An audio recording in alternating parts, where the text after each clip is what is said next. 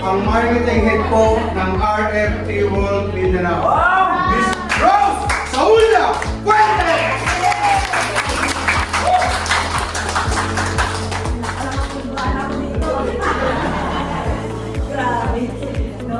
So, good morning! Good morning! Tayo ulit, again and again. Hanggang sa dulo na walang hanggan. Sa mulo-mulo, di ba? So, dakod-dakod na katabang sa RFT World. Then, makasama tayo, tayong nandito ngayon sa harapan, no? Ito na siguro talaga, bakit sabihin natin early in the morning ng mata ka?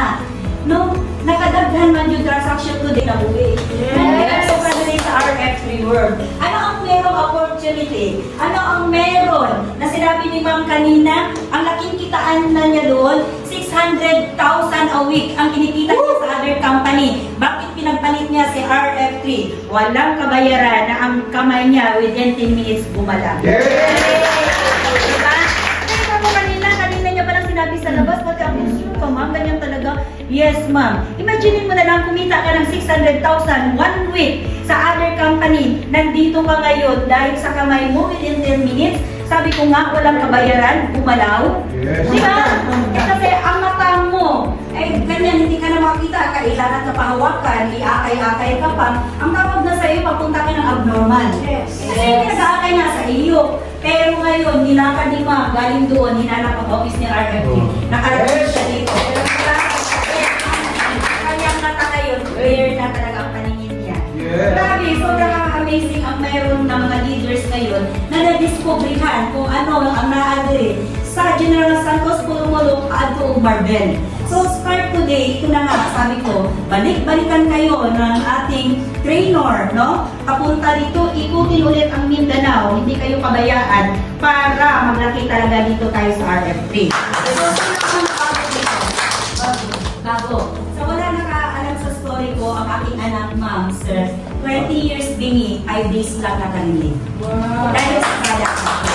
Ang aking apo, 1 year sa hospital, anak ni attorney, ang aking anak na eldest is lawyer na. Ang iyang anak, di panganak na masakiton, na adto sa meningitis ang iyang sakit. Pero 1 year nakatambay sa hospital, sobra. Milyon-milyon na amo ang igasto, every week number top ang bata. Hiningian ka na 50,000 tagakuha ng tubig sa iyang ulo, ipaagi sa likod. So sobrang sakit na makuha, ikaw lola, na mayroon ka naman talaga pero hindi mabayaran ng kwarta, nang imo ako palaging ginitusukan og tubo, og butangan og tubig para kuhaon para sa iyang likod. Ang bata talaga maliit na payat sa yan. So yung ano natin, sir. Thank you, Ma'am Ron. Diba? Diba? Ito talaga, thank you. Si Ma'am Chel ang dito, pinakamaganda, pinakabata pa. Pero si Ma'am Chel, ako ang gitagaan sa obligasyon diri sa Punong Loka kasi nakita ko din talaga ang heart.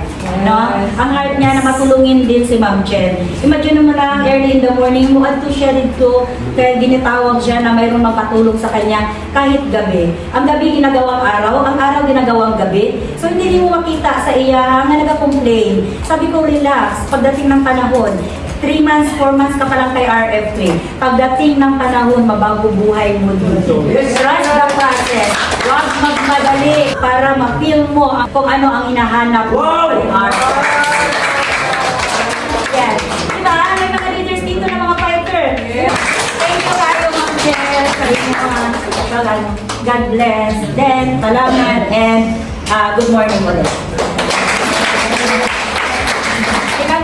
O mga 5 minutes lang daw magsalita. So, good morning everyone. No? I'm Regina Grace Balasan.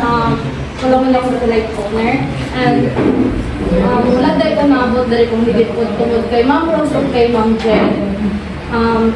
At first, nag-join ko dito daw 15 minutes na nakatindog daw na stroke. So wala ko nagsalig dahil siyempre kita to si Istobilid Madjuta. So maot to kakauma nag-invite si Ma'am Jan sa kuha sa direct sa Marbel. Nagpapaminaw lang ko, katanaw ko kay Ma'am Rose explain sa mga speaker, natulo ako luha, nakulaoy, grabe. Gitry na ko siya work, pagbenta. So maot to wala sila, negative pa sila. Ako ang naningkamot. Ngita ko prospect, kapitbahay na mo, 9 months, half body niya stroke. Kaya na lang siya. Tawag pa siya kapitbahay para liguan siya. So mo to no, after 15 minutes, patindog na ko siya.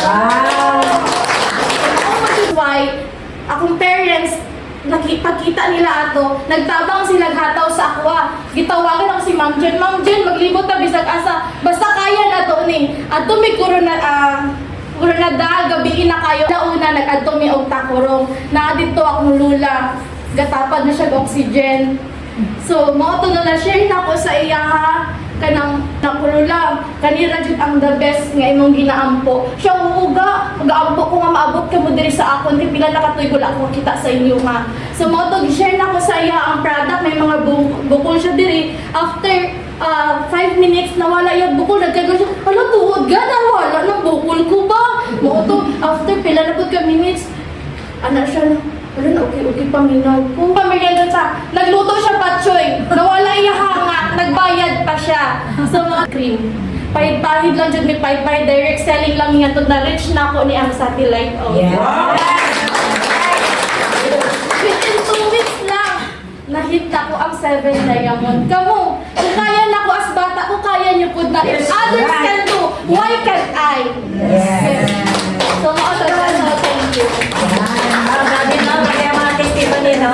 Kaya nga di ba? Hindi pa nasasabi kung mag-satellite ka, pera-pera dito. Itrabahuan mo lang, pero nakita mo ang dedication sa company.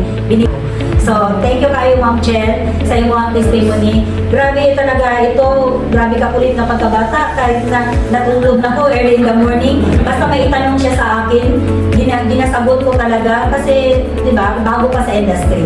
Kailangan mo talaga para tuloy-tuloy ang momentum nila dito sa Pulong-Pulong. Kaya ang Pulong-Pulong nabuo dahil sa iyang dedication. Thank you kayo sa inyong ano. Sabay naman ito.